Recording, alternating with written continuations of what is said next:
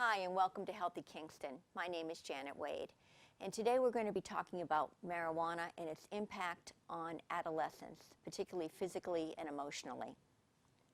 When marijuana is smoked or vaporized, it passes from the lungs into the bloodstream, which carries it to organs throughout the body, including the brain. Its effects begin almost immediately, and they can last for 1 to 3 hours. This can affect decision-making, concentration, and memory for days after use, especially in people who use marijuana regularly. If marijuana is consumed in foods or beverages, it may last for many hours. There are several short-term effects to using marijuana, including altered states such as seeing brighter colors, as well as an altered sense of time, changes in mood, slow reaction time, problems with balance and coordination, and increased appetite, trouble thinking and problem solving, memory problems, and even hallucinations, delusions, or possibly psychosis.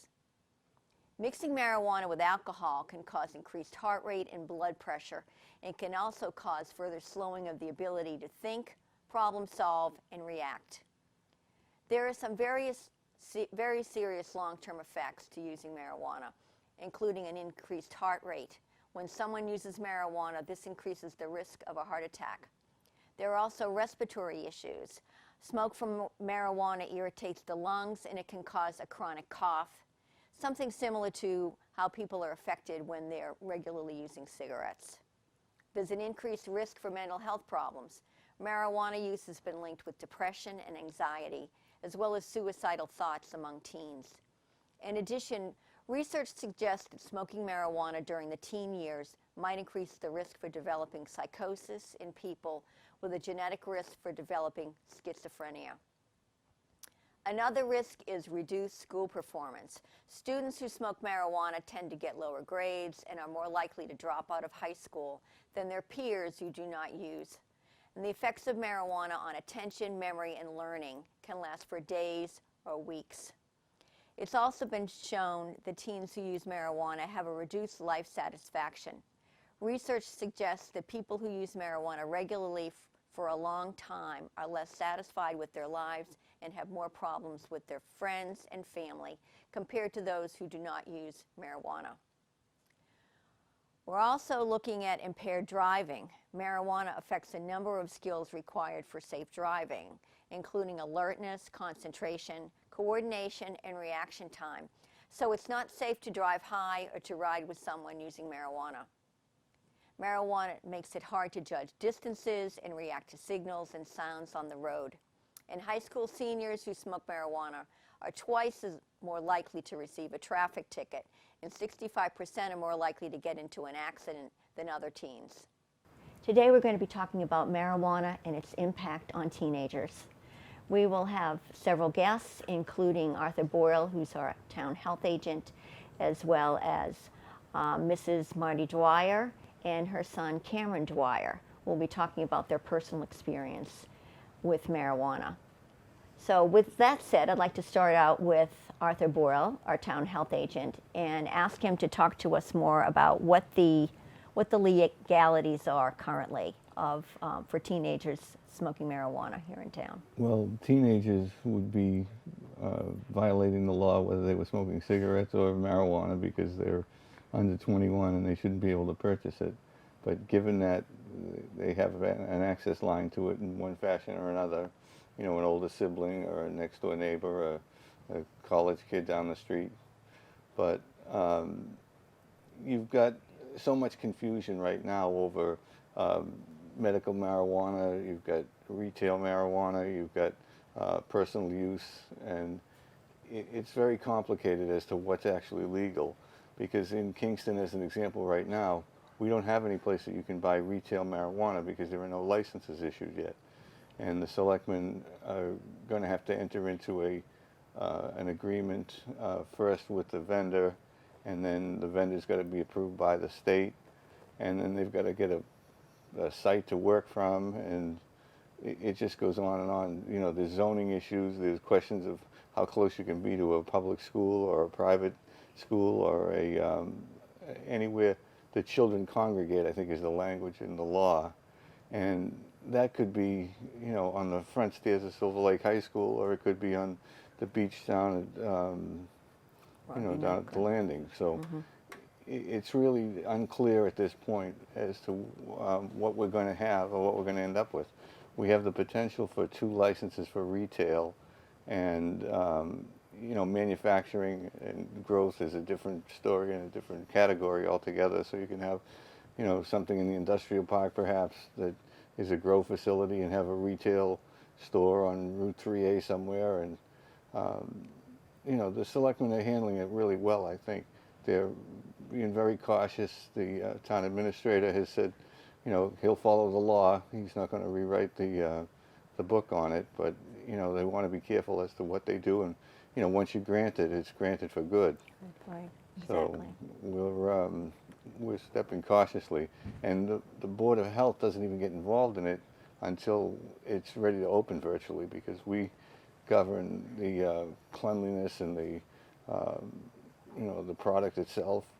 So we're waiting, basically. We're in a kind holding of a pattern holding for the pattern. moment. Right. So small steps, basically. Right, and I think it's wise. I have to go by the law whether I have personal feelings about it or not. But it hasn't gotten as far as us yet. And I'm sure when it does, there'll be a public hearing, or at least an announcement that the selectmen are taking it up, or the Board of Health is taking it up, because you don't want any of this done in a vacuum. Exactly, exactly. Well, thank you very much for your expertise and kind of setting the groundwork from our discussion from here. Appreciate it. Next, we have a very special guest by the name of Cameron Dwyer, who is a junior at Sacred Heart High School here in Kingston. And he has had quite a journey the last year or so. And I've asked him to come and speak to his experience in being exposed to marijuana and to share what he has learned from that experience with all of us. So with that said, Cameron, thank you so much for being here. Thank you for having me. And for being courageous enough to speak out and let us all know what it's been like for you, and kind of words of wisdom as to, what parents should think about in talking to their teenagers, and what the implications might be on teenagers for marijuana use. Well, it's definitely been, a long journey, like you said. I started off with actually hating it, so it's a little ironic that everything kind of happened like it did. But so I started off in freshman year. I had, like I said, I had always hated it, but I started to increase with a lot of mental illnesses, like depression, anxiety, and it all kind of built up inside. And, at some points I just couldn't handle it. All of my coping mechanisms before that I tried using just weren't working. And, a few of my friends had said, like, let's go smoke or something. And, I believed, like, what's the worst that can happen? Not knowing what the worst was. But, so yeah, I decided to head out with them, and, I really enjoyed it. I mean, if I'm going to be honest, that's how you kind of get addicted, is, you really enjoyed it. And so, what I just kept going on with was the feeling, and, the blank mind that I got, because like I had said earlier to you about, was how my mind was kind of like a pinball game, where every thought was just bouncing off the walls. And so when I had a blank mind, that was exactly what I was looking for, just, a time where I can just stop thinking and just relax. And so what I kept on with that, I kept going from every other weekend to every weekend to every day, basically. I never thought I'd do it in school, but dumb enough, I was doing it in school. And I never thought it would have come to that.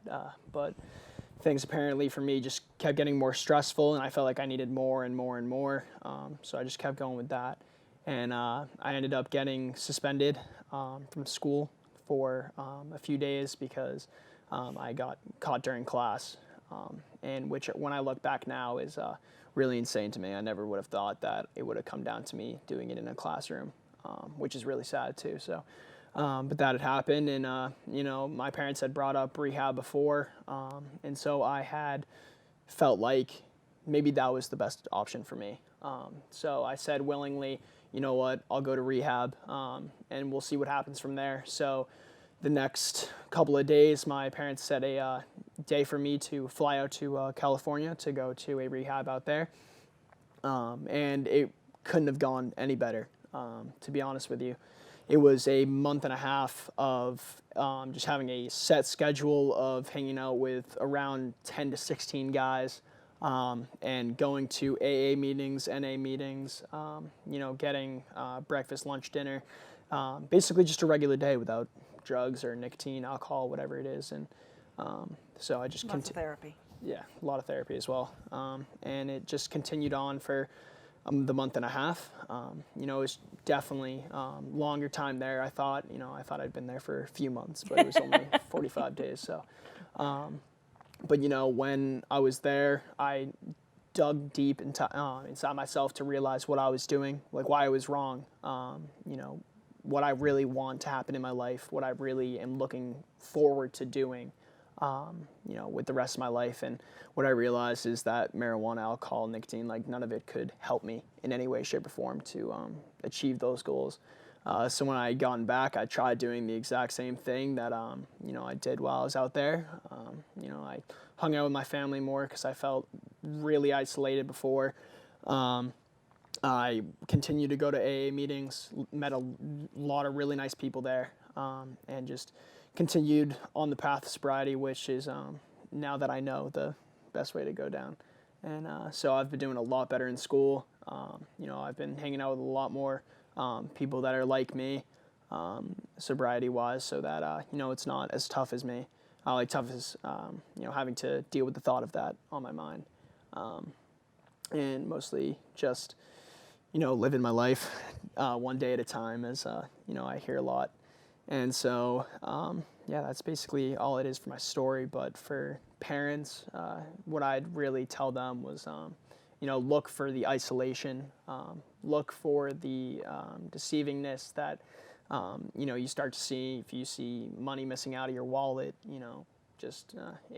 don't obviously point fingers, but if it continues, you might get a little worried that it could be, the cause of an addiction.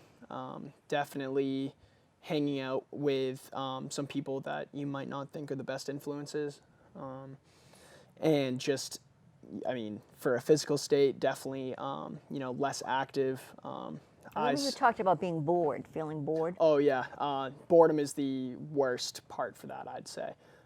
Is probably the feeling of not knowing what to do, just in a space of mind where you have no idea what to do, and that gives you time to think, which was the worst thing for me. Experimenting, whether it be with alcohol or marijuana or anything like that, it's definitely the worst thing. So what I'd continue to do is try to find activities for your child, or even for yourself, to do, so that you don't have as much time to spare with nothing else to do, because that'll continue to come up in your mind as you start seeing it be more sociable and more acceptable in the modern days by teenagers. So definitely try and find something that'll keep yourself away from kind of that whole acceptable drug usage kind of thing. And I have to ask, I mentioned earlier that I feel this is very courageous of you. Why are you doing this? Why are you speaking out? I think the biggest reason is just to relay the message of what happened to me, because it was really disappointing. I had become very suicidal. I had tried to kill myself 3 times, so it really occupies your mind and brings you to really deep, dark places, and I just don't want to see that for my friends. I've seen it happen on multiple occasions where people just can't stop and they think they don't have a problem. And it's really just sad to watch, because how smart they are, how athletic or whatever it is they are, and you can see such a great potential in someone, and to see it all go down the drain just because of addiction, a mental addiction to a substance or physical addiction, it's really sad. And I obviously had to watch what happened to my parents as I continued, and I would hate to see that for any parent, because I love talking to adults. I love being able to connect, because the older the wiser. So I love to be able to talk to them and to have to hear that their son or daughter is going through something like that, it hurts me personally, especially with everything that had happened. So I really just want people to reach their full potential, parents to help them with their potential, and just to stop seeing the whole depression and the sadness and the isolation and everything like that. Well, thank you so much for your candor. No problem. It says a lot about you and about your family. Thank you. And speaking about your family, Martie Dwyer, Cameron's mother, can you speak to how this impacts you as a parent, maybe what you went through, and most importantly, what parents should know and do in helping their child, their teenager, get through this? Great. So thank you for the opportunity, by the way. I enjoyed talking about this because I didn't know what to do. I didn't know where to turn. I didn't know, but through it all, we are better people. And so I would say that as a parent, let me start with saying that it's truly the depression, anxiety that drives this kind of behavior, because you end up, self-medicating. And so we put him on a medicine initially that did not work. In fact, it went the other way. And so finding the right medicine is really crucial. While Cameron was out in California, he got a blood test that basically showed what drugs might be better for him, personalized. I'm like, thank you. Yeah. So anyway, now that he's gone, he's on a couple of meds and he's doing really, really great. But what I noticed is that it all started happening at once in my head. Deceiving, lying to us, I should say. Bad, poor grades. He's a very smart boy. And so at that point we were like, well, if we notice anything or find anything, so I would tell parents, sweep their rooms, get them tested if you suspect it. And one parent said to me, well, I don't want to invade their privacy. And I said, well, you're saving their life potentially. So be brave. Be brave is one of my messages. Be brave, be strong. And even though we thought we were doing all the right things, taking away his phone, taking away his Xbox or whatever, and that didn't work. And nothing worked. And then we tried the carrot. Well, Yale wanted you to go to a leadership, and nothing, that didn't work. So we're at the point where we're going to therapy every week. And then finally I said to the therapist, we need to go to the psychiatrist for medication because this isn't working. And the psychiatrist said, he's addicted to pot. And we had no idea it was an addiction. So long story short, he went back with his same friends and got into the same trouble again. He was clean for 7 weeks, I believe. And then make sure you also understand that it's their urine that you're testing, just because, people can be very smart and tricky. So, I mean, and so, yeah, that's okay. So what you're trying to do is protect your child. It's not like they're an adult and they can do whatever they want, because they can. If it gets to the point of addiction, it gets to the point of them self-medicating, you've got to take charge. And we didn't know rehab. I mean, I didn't know where we would send him. I had no idea, but through friends of friends of friends of friends, we found this wonderful place that was for teenage boys only. And I have recently given out that name, and another boy has gone there. So I'm so grateful and thankful, and hope that all these kids kind of get back on track and understand how important it is to live your full life and to be happy. And yeah, we went through a lot of hell, but having him on this side of it for now, almost 9 months, is awesome. We have our son back, and I couldn't be happier. It's wonderful. So I guess in closing, you could kind of do a wrap up here as, what you want to say, again, to young people and to parents particularly, because parents will be watching this. It's important for them to keep in mind.